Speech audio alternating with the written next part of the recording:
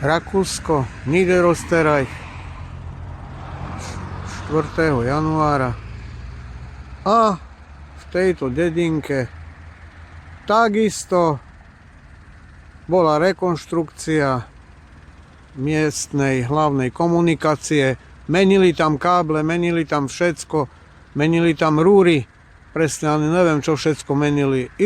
Poďme sa spolu pozrieť na to, v akom stave je ponechaná, nedokončená stavba v Rakúsku.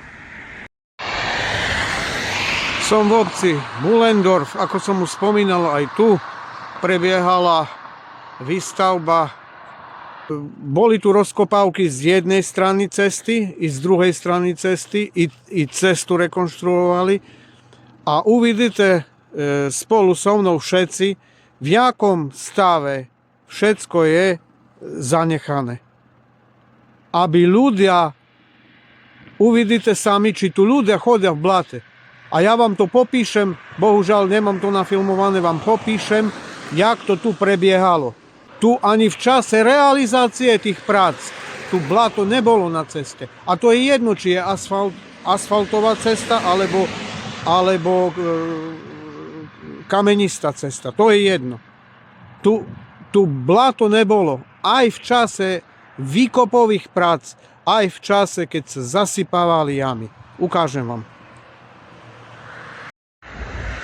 Tak už som centrem dediny a začínam filmovať tie práce. V Rakúsku musím filmovať veľmi opatrne, lebo tu súkromné objekty filmovať nemôžem. Tu bola jama,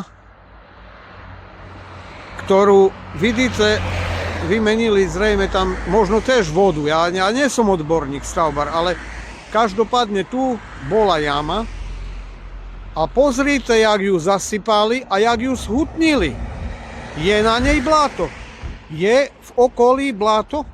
Není bláto. Ani na jednej, ani na druhej strane není bláto. A aby auta mohli prejsť, toto všetko sa stihlo, aby auta mohli prejsť ku kostolu na parkovisko, tak ešte tu dali aj asfalt, aby auta mohli prejsť na parkovisko. Tak, toto není skolaudovaná stavba. Toto je neprevzatá stavba. Určite to není skolaudovaná. Ale ľudia tu môžu chodiť. I ja tu chodím. A nemám blato. Nemám blato. Môžem tak chodiť v Odoríne?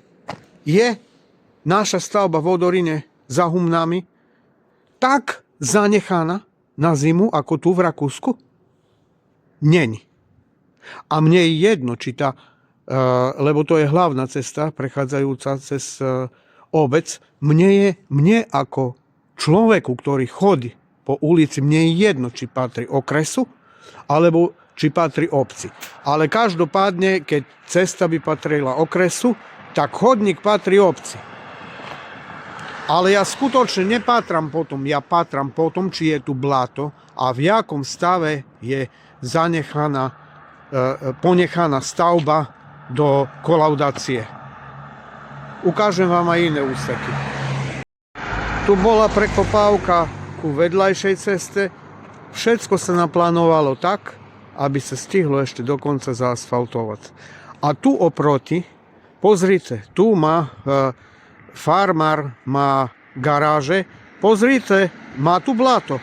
Nemá tu bláto, lebo mu ja si myslím, že obec spravila tak, aby vchod na svoj pozemok mal zhutnený kamenivom, aby nemal bláto, aby bláto do svojho dvora na kolesách traktora alebo iných vozidel, aby neprinášal. To je takisto rozdiel oproti Odorínu, lebo áno, každý by mal parkovať vo vlastnom dvore, ale však my parkujeme vo vlastnom dvore. Ale na úkor toho, že kila blata si tam si tam na náš pozemok vozíme na kolesách. No v tejto časti obce, pár metrov od toho, čo som filmoval, tu už aj chodník spravili a spravili chodník a upravili ten pozemok, kde je zemina, to už je súkromný pozemok tých ľudí, čo tu bývajú. Ja nemôžem filmovať, lebo tu je zakázané v Rakúsku. Opakujem, súkromné vlastníctvo. Ešte im upravili ten pozemok, ten ich kvetinový záhon, alebo čo. Lebo takto vyzerá. Takto vyzerá. Hej. Tu im obec upraví. To myslíte, že sami robia? Jak my v Odoríne? Obec kedy v Odoríne naposledy čistila rigol? Ja ho čistím, ja ho vždy čistím. Ja, 63-ročný senior, ktorý by som mal mať oddych už. A ja to čistím v Odoríne. Každý rok ja to čistím. A ešte teraz mi tá firma to zasypala, ten rigol. Ďalší príchod do dvora takisto je schutnený, aby blato vodič do dvora si nevozil. A tu takisto. A tu takisto. Porovnajme spolu, jak to vyzerá tu a jak v Odoríne. Ľudia bývajú na jednej strane cesty, tam už je chodník spravený, ale bývajú aj na druhej strane cesty. Opakujem, domy nemôžem točiť. Hej. Bývajú aj na druhej strane cesty. Tu není dokončená stavba. Tu není dokončená, samozrejme, ale pozrite, jak je pre tých ľudí, ktorí na tej strane bývajú, jak je všetko zabezpečené na zimu. Mám bláto na topánkach? Nemám. Nemám bláto. Je to zhutnené. Tu normálne to zhutnili. Prečo v Odoríne ten zásyp? Prečo ten zásyp neschutnili? Prečo aspoň s tou lyžicou, čo zasypovali tú zeminu? Prečo ten zásyp aspoň s tou lyžicou neudúpal? Veď teraz, ak sa bude topiť sneh, veď tá voda nemôže odtekať do rigolu, lebo zábrana je práve to, že je tam ten násyp. Ja nechápem tú logiku, ja stavbár nie som. Skutočne aj pardon, keď sa vyjadrujem neodborne, lebo ja tie stavbárske výrazy neovládam. Ale však to je, ja sa sťažujem na to, že to blato u nás nemalo čo byť. Je tu blato. Poviem vám pravdu, tu podo mnou je chodník, už čo je, tá časť je urobená. Ale tu bol výkop. Tu bol výkop a tu nikde nebolo blato. Tu z hľadiska bezpečnostného manažmentu bolo zabezpečené, a to bolo aj v Odoríne, chvála Bohu, aby prešla sanitka, aby prešlo požiarne auto, aby bola zabezpečená mobilita bezpečnostných zložiek, takisto polície, vojska, toto bolo.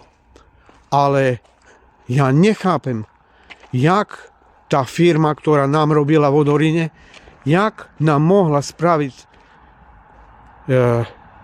to, že vôbec je zemina, je blato na takej istej kamennej ceste, čo sme mali. Takú istú sme mali. Keby to robili tak, jak v Rakúsku, zemina a blato na našej ceste nesú. Lebo fakt, ja nechápem. Aj tu v Rakúsku ľudia majú jeden rozum, dve ruky, dve nohy. A prečo to robia inak? Ja nechápem, prečo to robia inak. Však tu to robia ľudia pre ľudí. Ten, čo to robí, tak vie, že tu budú chodiť ľudia. Však im nespravím blato a pred Vianocami. Však to nie je ľudské toto. Pozrite tu napríklad, hej, má nejaký farmár prístupovú cestu k políčku. Ešte aj toto mu spravili. Vidíte? Ešte aj toto mu spravili.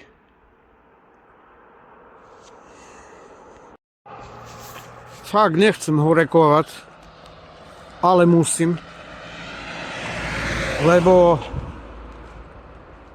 taký vianočný darček od vlastného človeka, lebo ja som vždy poďakoval pani starostke za všetko, čo spravila. Vždy aj pri obecných debatách som ju podporoval so spoluobčanmi, ale ja prichádzam na to, že oni majú pravdu. No na čo nám je nový obecný úrad, keď z nového obecného úradu sa tak riadi, napríklad prívod vody na našu ulicu za Humnami, jak sa riadi. Však sa mohla, keby sa lepšie riadilo zo starého úradu, že by sme blato na ceste nemali a že by profesionálna práca bola odvedená. Nie gadžovská. Profesionálna práca. Tak mne je jedno z jakého miesta, či zo starého obecného úradu, či z nového. Naša obec sa topí, pardon za výraz, v hovnách časť obce. My si musíme sami zabezpečovať septik, my si všetko musíme sami robiť. Aj ľudia, ktorí si kanalizáciu už robili. Však to cez zahrady všelijak si poťahali. Však toto není možné, že by ja žijem v Odorine 15 rokov. Že by sa to tak pomaly riešilo.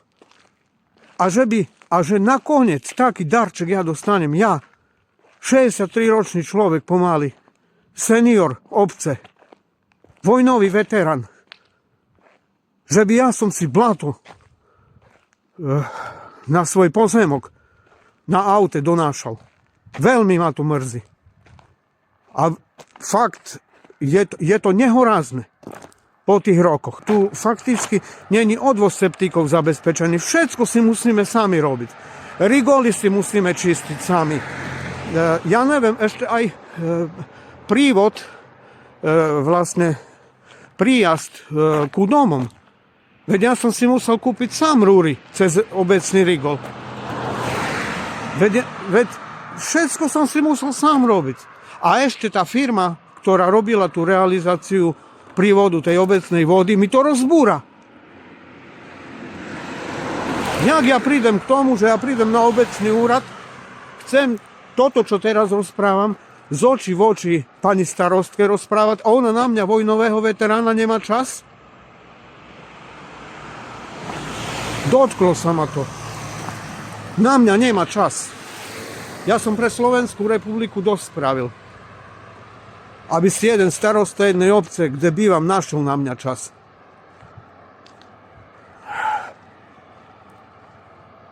A to všetko,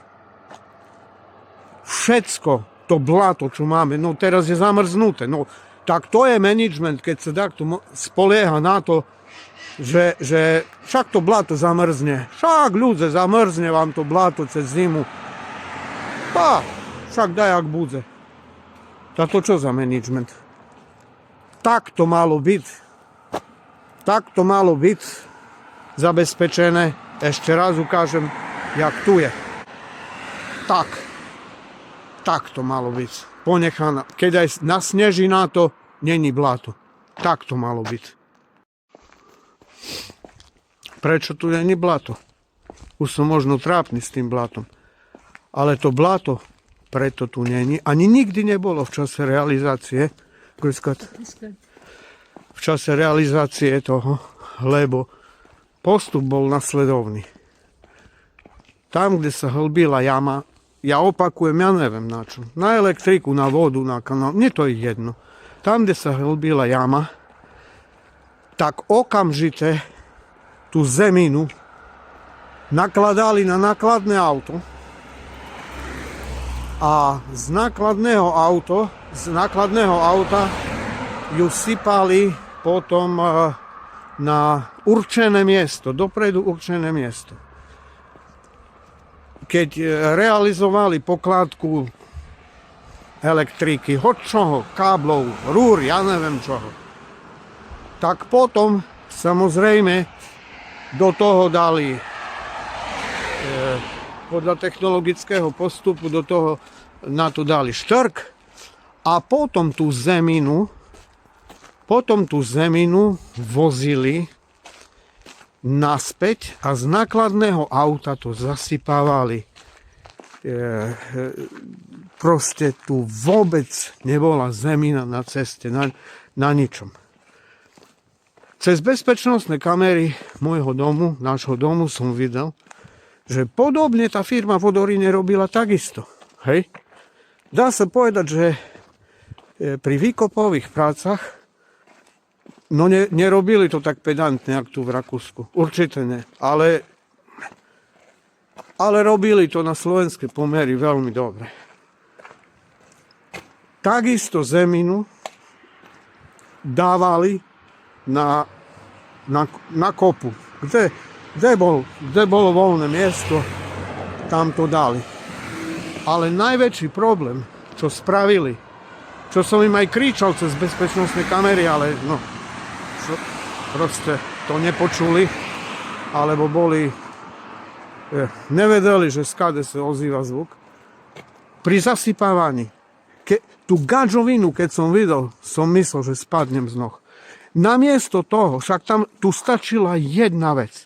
Namiesto toho, aby tú zeminu cez celú cestu tlačil pred sebou s lyžicou, tu stačilo sa pohrať, áno, časovo by to vyšlo na dlhší čas, ale keby tú zeminu zobral tou lyžicou a nadvihol a zasypal ju priamo do jamy, tak by sme také problémy nemali. To je jednoduchá vec, na to netreba vysokú školu stavebnú, na to netreba ani matúru stavebnú, ani nič. Sedlácky rozum na to treba.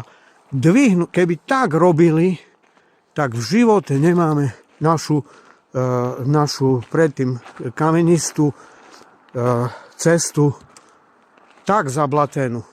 Tam nemá čo hľadať, čo je len centimeter zeminy na našej ceste.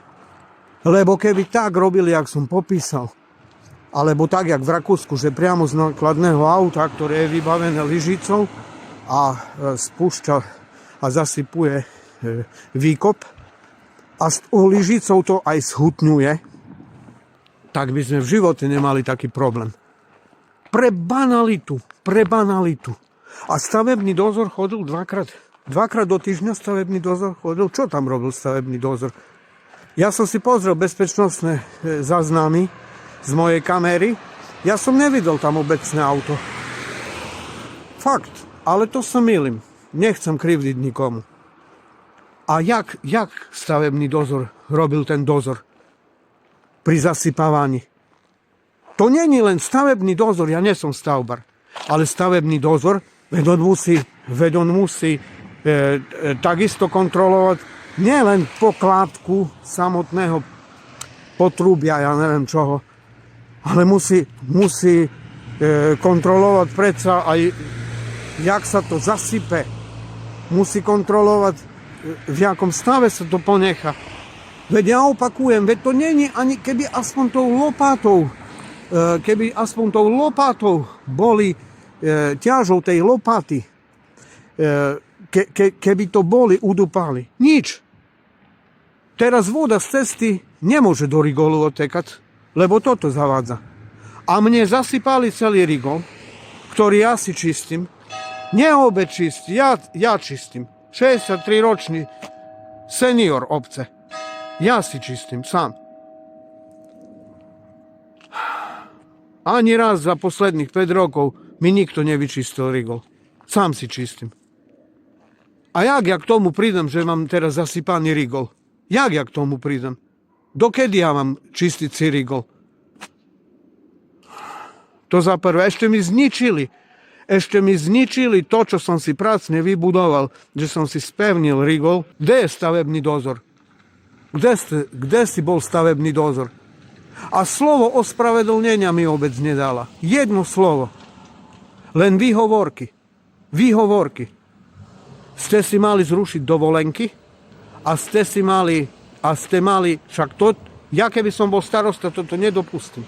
Nedopustím v živote, že by moji spoluobčania po blate chodili, po blate sa šmykali. aby moji spoluobčania blato si cez vozidla do dvorov nosili. Lebo by som mal k vám všetkým susedom úctu. A toto by som nedovolil. Je to hanba na hanbe kvôli detailu, kvôli zasypávaniu tej jamy. Celá cesta je zničená. A nedaj Bože, že by som neustriehol, že by fakt nejakú podvodnícku firmu som mal zakontraktovanú, že by toto spravili, tak ja vám jedno poviem. Nebudem sa s nimi hádať, lebo to je proces dlhodobý. Je problém jedno nakladné auto kameniny zadovážiť? Alebo dva, dajme tomu. A je problém aspoň to blato zasypať. Je problém. Súvislý pás aspoň 3-5 cm vysypať na tú cestu? Bol by to problém? Nie. Pre mňa by to nebol problém, lebo sám seba poznám a poznám svoje výsledky práce. Každému prajem všetko najlepšie do nového roku. Každému to, čo si zaslúži. Ale toto, čo obec vykonala voči mne, seniorovi obce,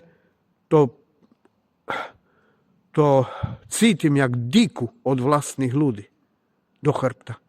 Ale prežil som a prežijem aj iné.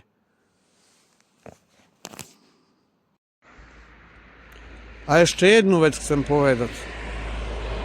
Že tu, v tej obci,